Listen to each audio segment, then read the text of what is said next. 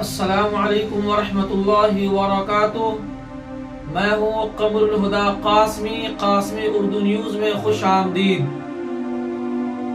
دوستو، کیا آپ کے علم میں اس بات کی جانکاری ہے کہ آپ کتنے قرض کے بوجھ تلے دب چکے ہیں؟ نہیں جانکاری ہے تو سن لیجئے۔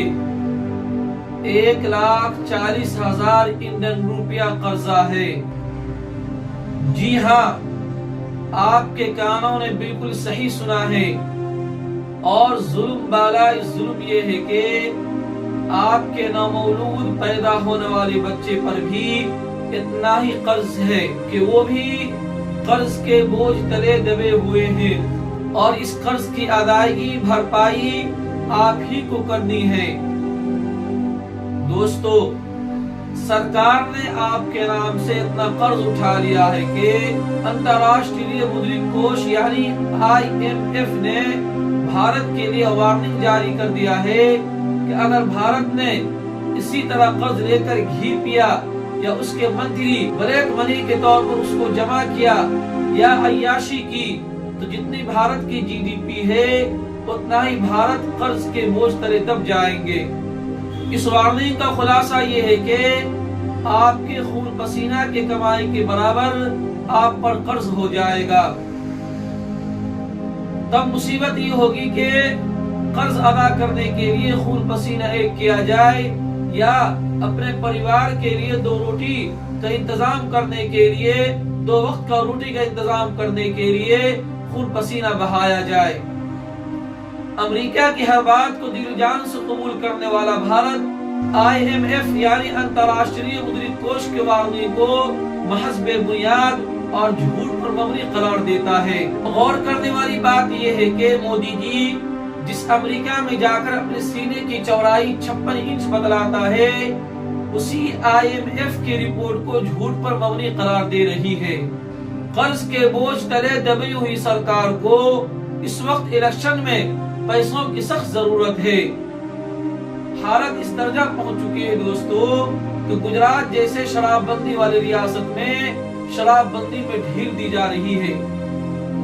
دوستو، ملک کے ہر شہری پر، آپ پر، ہم پر اور آپ کے پیدا ہو چکے نومولود بچوں پر 1,40,000 روپیہ کا قرضہ ہے۔ اس مہان اور عظیم بھارت میں ہر بچہ قرض کے بوجھ کے ساتھ پیدا ہو رہا ہے۔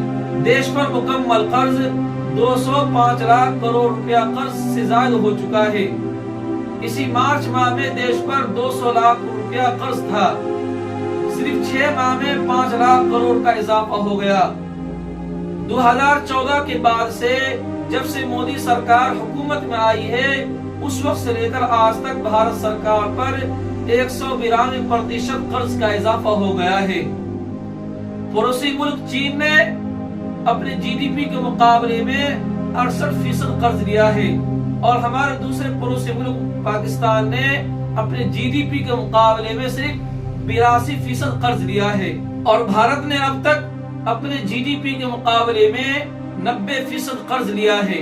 اسی وجہ سے IMF یعنی انترراشٹریہ مدرک کوش نے خبردار وارننگ دیتے ہوئے کہا کہ بھیا، قرض لینے کی رفتار میں کمی کیجئے، ورنہ جتنا کماؤ گے اتنا ہی قرض کی ادائیگی کرنے میں چلا جائے گا۔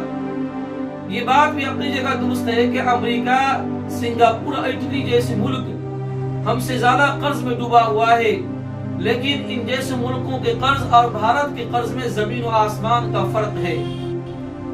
اس لیے کہ امریکہ جیسا ملک قرض اپنی ہی دیش کے ریزرو بینک سے لیتے ہیں، وہیں دوسری طرف بھارت عالمی تنظیم اور بڑے بڑے پرائیویٹ کمپنیوں سے لیتا ہے۔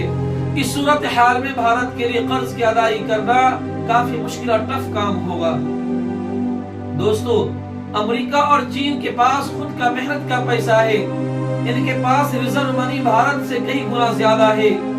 ڈالر دنیا کے کئی دیشوں میں کرنسی کی طرح خرید و فروخت اس میں استعمال کیا جاتا ہے۔